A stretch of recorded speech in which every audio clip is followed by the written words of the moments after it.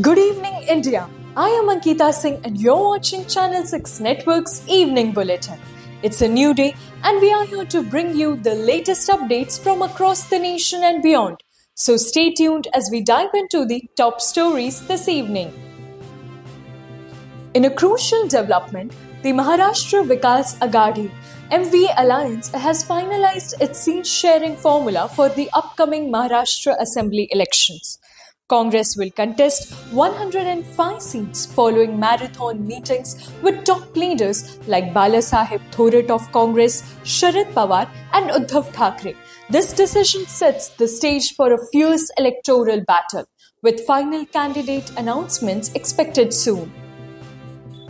One of the most anticipated showdowns in Mumbai's electoral landscape is set to unfold in Sewri constituency, where Ajay Chaudhary faces a tough battle against Bala Nandgaonkar. Political analysts are keeping a close eye on this contest, which promises to be a tough one for both the contenders. In the heart of Mumbai, Sion Kolivada faces significant challenges regarding slum redevelopment and civic issues ahead of the elections. Local residents are hoping for reforms and better living conditions, making this a key issue in the local campaigns. Sana Malik is leading a campaign underscoring her legacy of community-centered leadership in Anushakti Nagar. As Maharashtra heads to the polls on November 20, Malik's efforts in this constituency are being closely watched, with results expected on November 23. With election day just around the corner, Pune is grappling with a shortage of buses needed to transport voting machines. The administration is working to ensure smooth operations despite the logistical challenges.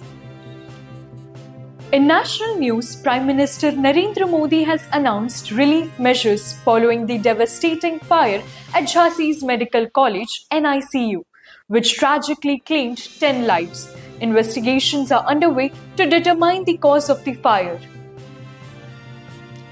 Prime Minister Modi spoke at HTLS 2024, emphasizing that terrorists now feel unsafe in their homes due to India's growing security measures. He also highlighted the innovation and risk-taking mindset of the country's youth, while reaffirming his government's commitment to development and unity in the digital age.